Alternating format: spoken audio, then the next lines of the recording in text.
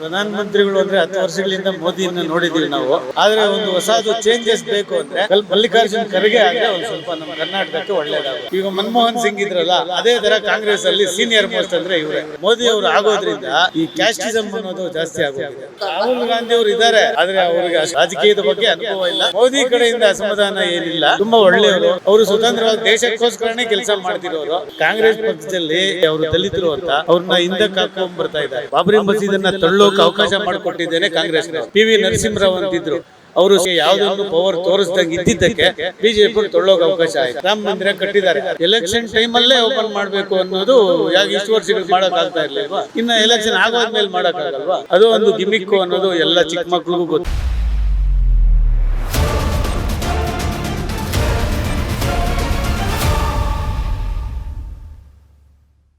ನಮಸ್ತೆ ಸರ್.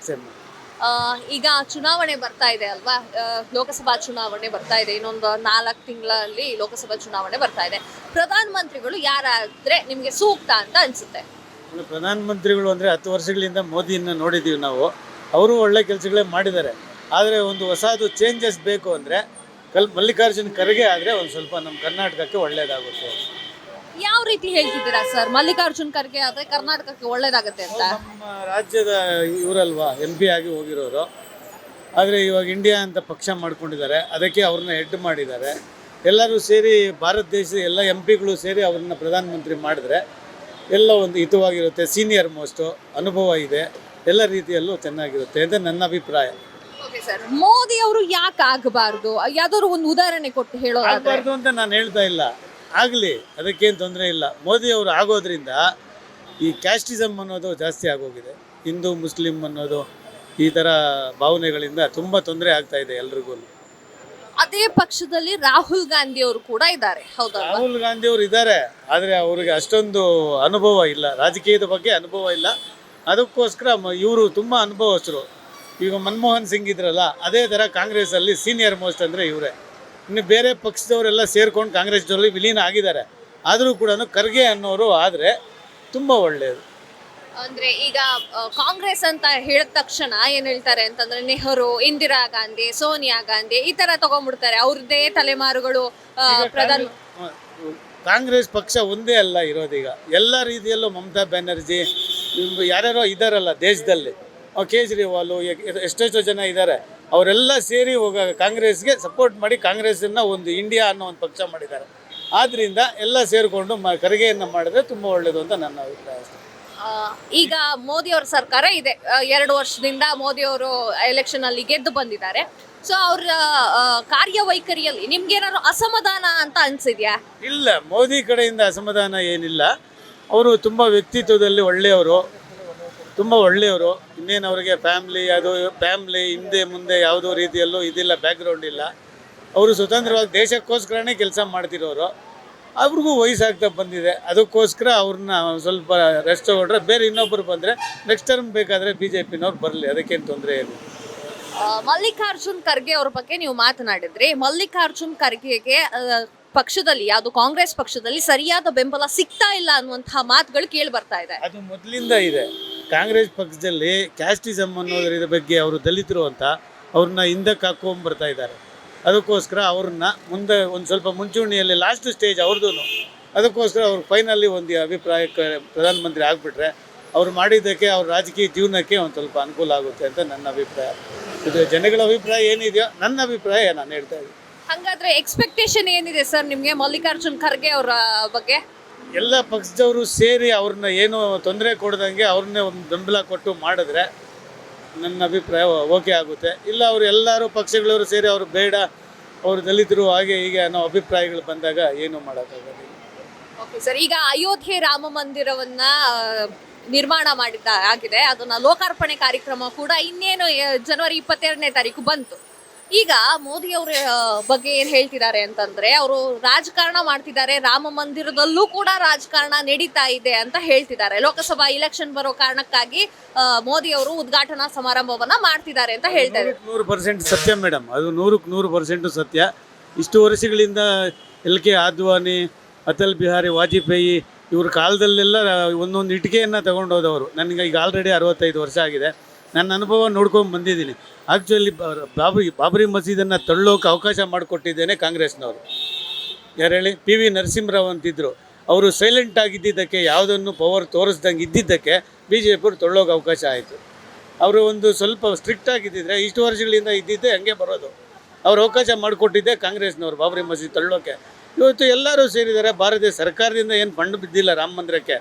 ಎಲ್ಲ ಸಂಘಗಳು ಸಂಸ್ಥೆಗಳು ಸೇರಿ ದುಡ್ಡು ಮಾಡಿ, ಆ ದುಡ್ಡು ಒಂಥರ ಇದು ಮಾಡಿ ರಾಮ ಮಂದಿರ ಕಟ್ಟಿದ್ದಾರೆ. ಅದರಿಂದ ನಮಗೇನು ತೊಂದರೆ ಇಲ್ಲ. ನಮ್ಮ ದೇಶದ ದೇವರು ರಾಮರು ಕಟ್ಟಿದ್ದಕ್ಕೆ ಯಾವ ತೊಂದರೆನೂ ಇಲ್ಲ. ಆದರೆ ಎಲೆಕ್ಷನ್ ಟೈಮಲ್ಲೇ ಓಪನ್ ಮಾಡಬೇಕು ಅನ್ನೋದು ಯಾಕೆ ಇಷ್ಟು ವರ್ಷಗಳು ಮಾಡೋಕ್ಕಾಗ್ತಾ ಇರಲಿಲ್ವಾ? ಇನ್ನು ಎಲೆಕ್ಷನ್ ಆಗೋದ್ಮೇಲೆ ಮಾಡೋಕ್ಕಾಗಲ್ವಾ? ಅದು ಒಂದು ಗಿಮಿಕ್ಕು ಅನ್ನೋದು ಎಲ್ಲ ಚಿಕ್ಕ ಮಕ್ಳಿಗೂ ಗೊತ್ತು ಮೇಡಮ್. ಅದು ನಾನೇನು BJP ಕಾಂಗ್ರೆಸ್ಸು ಇನ್ನೊಂದು ಅಂತ ಹೇಳ್ತಾ ಇಲ್ಲ. ಅವರೊಂದು ರಾಜಕೀಯ ಹಂಗಿದೆ. ಸರಿ ಸರ್, ಈಗ ಸ್ಟೇಟ್ ಬಗ್ಗೆ ಮಾತನಾಡೋದಾದ್ರೆ ಸಿದ್ದರಾಮಯ್ಯ ಅವರು ಕೊಟ್ಟಿರುವಂತಹ ಅಷ್ಟು ಭಾಗ್ಯಗಳ ಬಗ್ಗೆ ನಿಮ್ಮ ಅನಿಸಿಕೆ?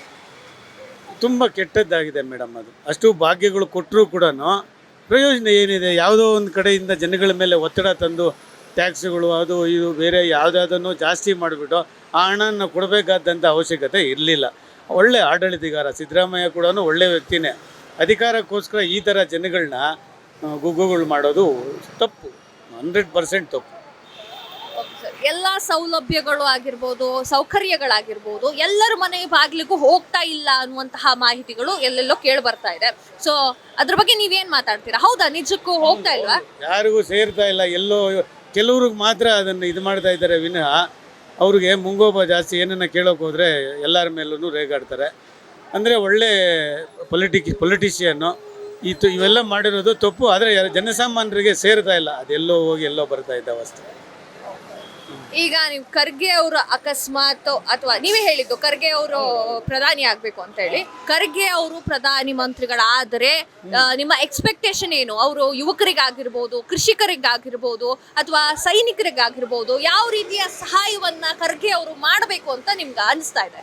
ದೇಶದ ಸಮಗ್ರವಾಗಿ ಭಾರತ ದೇಶಕ್ಕೆ ಎಲ್ಲ ರೀತಿಯಲ್ಲೂ ಬಡತನದಿಂದ ಶ್ರೀಮಂತರವರೆಗೂ, ಕಾರ್ಮಿಕರಿಂದ ಹಿಡಿದು ಸರ್ಕಾರಿ ಕೆಲಸದವರಿಂದ ಎಲ್ರಿಗೂ ಒಂದೇ ಥರ ನೋಡಬೇಕು ಅವ್ರು ಬಂದರೆ ಅನ್ನೋದು ಒಂದು ನನ್ನ ಅನಿಸಿಕೆ. ನೋಡ್ತಾರೆ ಅನ್ನೋದು ಅಭಿಪ್ರಾಯ ನನಗಿದೆ. ಯಾಕಂದರೆ ಅವರು ತುಂಬ ರಾಜಕೀಯದಲ್ಲಿ ಅನುಭವಸ್ಥರಾಗಿದ್ದಾರೆ. ತುಂಬ ಒಳ್ಳೆಯ ವ್ಯಕ್ತಿ. ಅದರ ಕ್ಯಾಸ್ಟಲ್ಲಿ ಸ್ವಲ್ಪ ಫೀಲಿಂಗ್ ಇದೆ ಜನಗಳಿಗೆ. ಅದೊಂದು ಇಲ್ದಿದ್ರೆ ತುಂಬ ವ್ಯಕ್ತಿತ್ವ, ಒಳ್ಳೆ ವ್ಯಕ್ತಿ, ಖರ್ಗೆ ಒಳ್ಳೆ ವ್ಯಕ್ತಿ. ಸರ್, ನಿಮ್ಗೆ 65 ವರ್ಷ ಆಯ್ತು ಅಂತ ನೀವೇ ಹೇಳಿದ್ರಿ. ಡಿಜಿಟಲ್ ಇಂಡಿಯಾ ಅಂತ ಹೇಳಿ ಮೋದಿಜಿ ಅವರು ಮಾಡಿದ್ರು. ಟ್ರಾನ್ಸಾಕ್ಷನ್ ಆಗಿರ್ಬೋದು ಎಲ್ಲ ಡಿಜಿಟಲ್ ಆಗಿರಬೇಕು ಅಂತ. ನಿಮ್ಗೆ ಕಷ್ಟ ಆಗ್ತಿದೆ? ಏನು ಕಷ್ಟ ಏನಿಲ್ಲ ಮೇಡಮ್. ಇವಾಗ ಮೋದಿ ಅವರು ತಂದಿರೋ ಡಿಜಿಟಲ್ ಎಲ್ಲನೂ ಮನಮೋಹನ್ ಸಿಂಗ್ ಅವರು ತಂದಿದ್ದೆ. ಈಗ ಆಧಾರ್ ಕಾರ್ಡು ಪ್ರತಿಯೊಂದನ್ನು ಅವರು ಲೋಕಸಭೆಯಲ್ಲಿ ಅವರೇ ಎಲ್ಲ ಅಮೆಂಡ್ಮೆಂಟ್ ಪಾಸ್ ಮಾಡಿದ್ದು. ಆದರೆ ಇವರು ಅವಾಗ ವಿರೋಧ ಪಕ್ಷದಲ್ಲಿ ಮೋದಿಯವರಾಗಲಿ LK ಅದ್ವಾನಿ ಆಗಲಿ ಎಲ್ಲರೂ ಅದನ್ನು ಅಪೋಸ್ ಮಾಡಿದ್ರು. ಬೇಡ ಬೇಡ ಬೇಡ ಅಂತ. ಆಧಾರ್ ಕಾರ್ಡ್ ಬೇಡವೇ ಬೇಡ ಅಂದರು. ಹಾಗಾಗಿ ಅವ್ರು ಅವ್ರ ಅಧಿಕಾರಕ್ಕೆ ಬಂದ ಮೇಲೆ ಅದನ್ನು ಕಡ್ಡಾಯ ಮಾಡಿದ್ರು. ಈಗ ಏನೇನು ಬಂದಿದೆಯೋ ಎಲ್ಲ ಅವಾಗ ಇವರು ಮನಮೋಹನ್ ಸಿಂಗ್ ಮಾಡಿದ್ದೇನೆ ಇವರು ಮಾಡಿರೋದು. ಈಗೇನು ಹೊಸದಾಗಿ ಇವ್ರೇನು ಮಾಡಿಲ್ಲ. ಹಾಗೆ ಇತ್ತು ಡಿಜಿಟಲ್. ಅವರಿದ್ದಾಗೆ ಮನಮೋಹನ್ ಸಿಂಗ್ ಇದ್ದಾಗೆ ಇತ್ತು. ಮೋದಿ ಬಂದ ಮೇಲೆ ದೇಶ ಏನಿದಾಯಿತು ಅಂತ ಏನಿಲ್ವಲ್ಲ. ಈಗ ಎಷ್ಟೋ ಜನ ಇವಾಗ 800 ರೂಪಾಯಿ 900 ರೂಪಾಯಿ 1000 ರೂಪಾಯಿ ಪೆನ್ಷನ್ ತಗೊತಾ ಇದ್ದಾರೆ ಕೆಲವರು. ಪಾಪ ಕಾರ್ಮಿಕರು KSRTCಯಲ್ಲಿ BMTCಯಲ್ಲಿ ಬೇರೆ ಬೇರೆ ಕೆಲಸ ಮಾಡಿ ಬೇರೆ ಬೇರೆ ಕಂಪ್ನಿಗಳಲ್ಲಿ ಕೆಲಸ ಮಾಡಿರೋರಿಗೆ ಅವ್ರ PF ದುಡ್ಡು ಅವ್ರ ಕಡೆನೇ ಇಟ್ಕೊಂಡು ಅದಕ್ಕೆ ಬಡ್ಡಿ ದರ 800 ರೂಪಾಯಿ 750 ರೂಪಾಯಿ ಈ ಥರ ಪೆನ್ಷನ್ ಕೊಡ್ತಾಯಿದ್ದಾರೆ. ಅವ್ರ ಸಂಸಾರ ಹೆಂಗೆ ನಡೆಯುತ್ತೆ ಹೇಳಿ ಮೇಡಮ್? ಅದನ್ನು ಇವರು 10 ವರ್ಷಗಳಿಂದ ಯಾಕೆ ಅದೇ ಮಿನಿಮಮ್ ಒಂದು 5000 ಯಾಕೆ ಮಾಡಿ ಸುಪ್ರೀಂ ಕೋರ್ಟಲ್ಲಿ ಕೇಸ್ ನಡೀತಾ ಇದೆ. ಅದರ ಬಗ್ಗೆ ಎಲ್ಲರೂ ಕಾರ್ಮಿಕರು ಒಕ್ಕೂಟದಿಂದ ಎಲ್ಲ ಸಂಸ್ಥೆಗಳವರು ಸುಪ್ರೀಂ ಕೋರ್ಟಲ್ಲಿ ಕೇಸ್ ನಡೀತಾ ಇದೆ. ಸುಪ್ರೀಂ ಕೋರ್ಟ್ ಆರ್ಡ್ರೂ ಮಾಡಿದೆ. ಮಿನಿಮಮ್ 6500 ರೂಪಾಯಿ ಕೊಡಿ ಅಂತ ಸುಪ್ರೀಂ ಕೋರ್ಟ್ ಆರ್ಡ್ರ್ ಪಾಸ್ ಆಗಿದೆ. ಅದಿದೆ ಎಲ್ಲ ರೀತಿಯಲ್ಲೂ. ಯಾಕೆ ಮೋದಿ ಅದನ್ನು ಮಾಡ್ತಾ ಇಲ್ಲ? 10 ವರ್ಷಗಳಿಂದ ಅದು ಕೇಸು ಸುಪ್ರೀಂ ಕೋರ್ಟ್ ಆರ್ಡ್ರ್ ಮಾಡಿ ಆಲ್ರೆಡಿ 2 ವರ್ಷ ಆಯಿತು. ಈಗೂ ಅದನ್ನು ಇವರು ಅಮೆಂಡ್ಮೆಂಟ್ ಪಾಸ್ ಮಾಡಿಲ್ಲ ಅಂದರೆ, ಜೀವೋ ತಂದಿಲ್ಲ ಅಂದರೆ ಯಾವ ಥರ ಹೇಳಿ? ಅಂಥದ್ದು ಮಾಡಬೇಕು ಮೇಡಮ್. ಬಡವರು ಇವಾಗ 5000ಕ್ಕೆ ಏನು ಬರುತ್ತೆ ಬೆಂಗಳೂರಲ್ಲಿ ಹೇಳಿ? ಅಂಥದ್ರಲ್ಲಿ 800 700 ಸಂಬಳ ತೊಗೊಂಡು ಪಾಪ ಮನೆ ಮಠ ಇದು ತಗೊಂಡು ಇಲ್ಲದೆ ಬಾಡಿಗೆಗಳು ಕಟ್ಕೊಂಡು ಕೂಲಿ ನಾಲಿ ಮಾಡ್ಕೊಂಡು ಬದುಕ್ತಾ ಇದ್ದಾರೆ. ಅದೆಲ್ಲ ಅವ್ರು ಕಾಣಿಸೋದಿಲ್ಲ. ಎಲ್ಲೋ ಜಿಯೋ ಇವರಂತೆ ರಿಲಯನ್ಸ್ನವರಂತೆ ದೊಡ್ಡವ್ರಿಗೆ ಇದು ಮಾಡ್ತಾ ಇದ್ದಾರೆ. ಯೂತ್ಸ್ ಬಗ್ಗೆ, ಈಗಿನ ಕಾಲದ ಯೂತ್ಸ್ಗಳ ಬಗ್ಗೆ ಚಿಂತನೆ ಮಾಡಬೇಕು ಸರ್ಕಾರ ಅಂತ ನಿಮ್ಗನ್ಸುತ್ತಾ?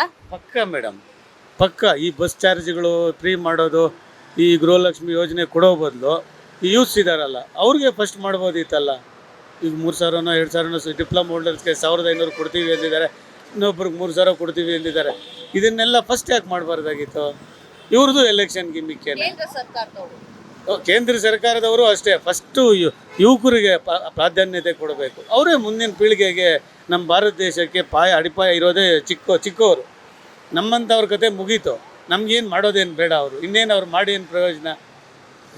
ಸಣ್ಣ ಪುಟ್ಟ ಈ ವಯಸ್ಸು 18ರಿಂದ ಮೇಲ್ಪಟ್ಟವ್ರಿಗೆ ಪ್ರತಿಯೊಂದನ್ನು ಮಾಡ್ತಾ ಬಂದರೆ ಅದು ಸರ್ಕಾರಕ್ಕೂ ಒಂದು ಗ್ರಿಪ್ಪುತ್ತೆ, ದೇಶಕ್ಕೂ ಒಂದು ಭದ್ರತೆ ಇರುತ್ತೆ. ಸರ್, ಈಗ ಎಲೆಕ್ಷನ್ ಅಲ್ಲಿ 18 ವರ್ಷ ಮೇಲ್ಪಟ್ಟವರು ಇನ್ನೇನು ಲೋಕಸಭಾ ಎಲೆಕ್ಷನ್ ಅಲ್ಲೇ ನಾವು ವೋಟ್ ಹಾಕೋದು ಅಂತ ಆ ಸ್ಟೇಜ್ ಅಲ್ಲಿ ಇರ್ತಾರಲ್ವಾ, ಅವರಿಗೆ ಯಾವ ತರ ಬುದ್ಧಿ ಮಾತನ್ನ ಹೇಳೋಕೆ ನೀವು ಇಷ್ಟಪಡ್ತೀರಾ? ಅವರು ಆಲೋಚನೆ ಮಾಡಬೇಕು ಮೇಡಮ್. ಇನ್ನು ಅವ್ರಿಗೆ 18 ವರ್ಷ ಹಿಂದೆ ಮುಂದೆ ಏನೂ ಗೊತ್ತಿರೋದಿಲ್ಲ. ಜನಸಾಮಾನ್ಯರು ಎಲ್ಲರೂ ಏನು ಮಾಡ್ತಾರೆ ಅಂದರೆ ಮೋದಿ ಮೋದಿ ಮೋದಿ ಮೋದಿ ಅನ್ನೋ ಒಂದು ಅಲೆ ಇದ್ದೋಗ್ಬಿಟ್ಟಿದೆ. ಆ ಮೋದಿ ಅಲೆಯಲ್ಲೇ ಅವರು ಕೊಚ್ಚೋಗಬಾರ್ದು.